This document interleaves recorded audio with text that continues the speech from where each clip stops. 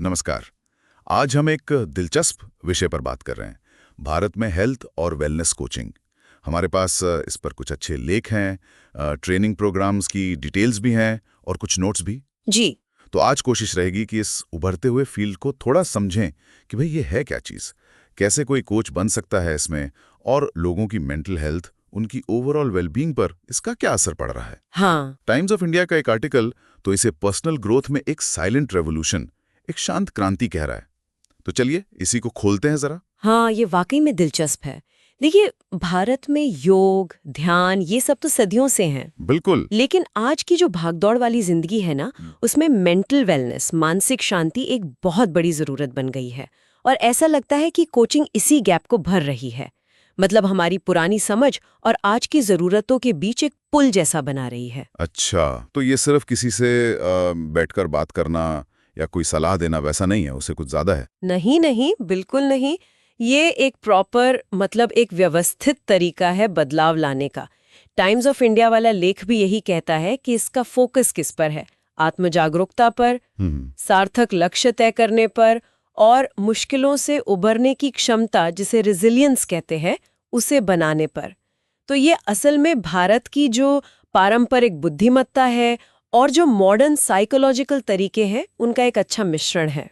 समझ गया। और अगर किसी को इसमें करियर बनाना हो तो क्या करना होगा? वेलजी के लेख में सर्टिफिकेशन पर काफी जोर दिया गया था, ये जरूरी है? हाँ, बहुत ज्यादा जरूरी। देखिए, सही ट्रेनिंग और सर्टिफिकेशन के बिना इस फील्ड में टिकना मुश्किल है। ये इसकी नींव है।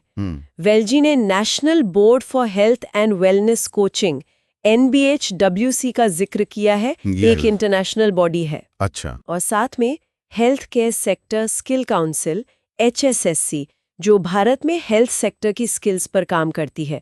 वेलजी खुद भी जो ट्रेनिंग देता है वो NBHWC के स्टैंडर्ड्स पर और HSSC के साथ मिलकर देता है। तो एक तरह से ग्लोबल स्टैंडर्ड और लोकल जरूरतें दोनों का ध्यान रखा जाता है। अच्छा, और मैंने देखा सिनाटिका के स्रोत में भी कई प्रोग्राम्स लिस्टेड थे, जैसे लेवल 7 डिप्लोमा वगैरह। तो ऑप्शंस काफी है। जी हाँ, ऑप्शंस तो हैं। सिनाटिका में अलग अलग लेवल के कोर्स हैं, मास्टर्स भी, प्रोफेशनल डिप्लोमा भी, और सिर्फ हेल्थ में नहीं, बिजनेस मैनेजमेंट, IT, HR में भी। पर इनके अलावा ना एक और चीज है, beauty and wellness sector skill council BNWSSC के कुछ डॉक्यूमेंट्स हैं। वो कुछ बहुत बेसिक लेकिन बहुत जरूरी स्किल्स पर जोर देते हैं। जैसे काम की जगह पर साफ सफाई, हेल्थ और सेफ्टी का ध्यान रखना, शरीर कैसे काम करता है, मतलब बेसिक एनाटॉमी और फिजियोलॉजी की समझ। और क्लाइंट्स के साथ अच्छा व्यवहार, पॉजिटिव एटीट्यूड, ये चीजें किसी भी वेलनेस प्रोफेशनल के लिए जरूरी हैं, सिर्फ कोच के लिए ही नहीं। सही बात है। तो मान लीजिए किसी ने सर्टिफिकेशन ले लिया, ट्रेनिंग पूरी कर ली, अब अपना काम शुरू करना है, बिजनेस कैसे सेटअप करें?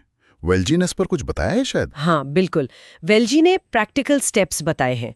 सबसे पहला कदम है अपना नीश चुनना। नीश मतलब विशेषज्ञता का क्षेत्र। हाँ, कि आप किस तरह के क्लाइंट्स या किस तरह की समस्याओं पर फोकस करना चाहते हैं। फिर अपनी सर्विसेज डिजाइन करनी होती हैं। क्या आप 1-on-1 कोचिंग देंगे या ग्रुप कोचिंग, वर्कशॉप करेंगे, या आजकल जैसे ऑनलाइन कोर्स का चलन है वो बनाएंगे। फिर आता है प्राइसिंग मॉडल। आप हर सेशन का चार्ज करेंगे या पैकेज बनाकर बेचेंगे या कोई सब्सक्रिप्शन मॉडल रखेंगे। और इसमें लीगल चीजें भी होंगी, कानूनी पहलू। ओह हाँ, बिल्कुल, वो तो बहुत जरूरी है। अपने बिजनेस को रजिस्टर कराना, ट्रेडमार्क लेना अगर जरूरी हो, लोकल अथॉरिटी से जो भी सर्टिफिकेट या लाइसेंस चाहिए हो वो लेना, और एक बहुत जरूरी चीज, प्रोफेशनल लायबिलिटी इंश्योरेंस। अच्छा, इंश्योरेंस भी? जी, ताकि काम के दौरान अगर कोई गलती हो जाए या कोई दावा करे तो आप सुरक्षित रहें। और डिजिटल दुनिया का जमाना है, ऑनलाइन प्रेजेंस कितनी मायने रखती है? अरे बहुत ज्यादा, अनिवार्य है समझिए। SNTika और वेलजी दोनों इस पर जोर देते हैं। एक अच्छी प्रोफेशनल दिखने वाली वेबसाइट होनी चाहिए जिसमें जरूरी पेज हो, होम पेज, आपके बारे में, आपकी सेवाएं, ब्लॉग, संपर्क करने की जानकारी। और सोशल मीडिया पर एक्टिव रहना भी जरूरी है, जैसे इंस्टाग्राम, फेसबुक, लिंक्डइन। और जो आपके क्लाइंट्स हैं उनके अच्छे अनुभव, उनकी सफलता की कहानियां, मतलब टेस्टिमोनियल्स शेयर करना, इससे भरोसा बनता है। सही, लेकिन ये सब कर लिया, पर क्लाइंट्स कहाँ से आएंगे शुरुआत में खासकर? ये चैलेंज तो होता है। वेलजी ने इसके लिए भी कुछ आइडियाज दिए हैं। जैसे आप कुछ फ्री रिसोर्स दे सकते हैं, कोई ई बुक, कोई गाइड, वेबिनार कर सकते हैं, दूसरे हेल्थ प्रोफेशनल्स के साथ जुड़ सकते हैं, जैसे जिम ट्रेनर, डॉक्टर, थेरेपिस्ट वगैरह। अच्छा, नेटवर्किंग। जी, फेसबुक ग्रुप्स में एक्टिव रह सकते हैं, ब्लॉग लिख सकते हैं, और उसमें एसईओ का ध्यान रखना ज़रूरी है ताकि लोग आपको ढूंढ पाएं। और अगर बजट हो तो पेड एडवर्टाइजिंग मतलब विज्ञापन भी चला सकते हैं। अब थोड़ा पोचिंग की टेक्निक्स पर आते हैं। हाँ। टाइम्स ऑफ इंडिया वाले लेख में कुछ का जिक्र था ना, ये काम कैसे करती हैं असल में? हाँ, उसमें कुछ मेन टेक्निक्स बताई गई थी। जैसे एक है सीबीटी बेस्ड कोचिंग, मतलब कॉग्निटिव बिहेवियरल थेरेपी पर आधारित। ये मूल रूप से क्या करती है कि हमारे जो सोचने के नेगेटिव पैटर्न होते हैं ना, उनको पहचानने और उनको बदलने में मदद करती है। अच्छा। फिर है पॉजिटिव साइकोलॉजी।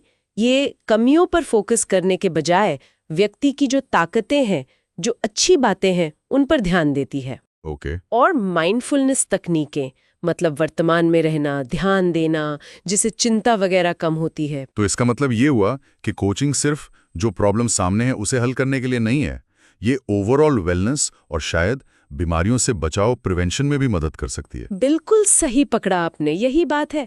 देखिए, policyx.com जैसे स्रोत भी निवारक स्वास्थ्य जांच मतलब प्रिवेंटिव हेल्थ चेकअप के महत्व पर जोर देते हैं। कोचिंग लोगों को अपने स्वास्थ्य के प्रति ज्यादा जिम्मेदार, ज्यादा प्रोएक्टिव बना सकती है।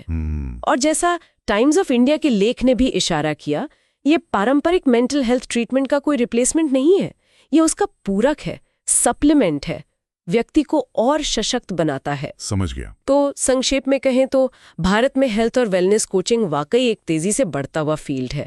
इसमें पारंपरिक ज्ञान भी है, आधुनिक तकनीकें भी हैं, और कोच बनने के लिए सर्टिफिकेशन जरूरी है, बिजनेस स्किल्स चाहिए, और ऑनलाइन दुनिया में एक्टिव रहना भी। बल्कि ये उनकी पूरी मानसिक सेहत और प्रिवेंटिव हेल्थ केयर की तरफ भी एक बहुत पॉजिटिव कदम है। ये असल में लोगों को एम्पावर कर रहा है, उन्हें अपने जीवन की बागडोर संभालने में मदद कर रहा है। जाते जाते एक विचार सबके लिए छोड़ जाते हैं। भविष्य में भारत की जो अपनी वेलनेस की परंपराएं हैं और ये जो मॉडर्न कोचिंग के तरीके हैं, इनका मेल और कैसे विकसित हो सकता है, खासकर अब जब टेक्नोलॉजी और डिजिटल प्लेटफॉर्म इसे और ज्यादा लोगों तक आसानी से पहुंचा रहे हैं। इस पर सोचिएगा जरूर।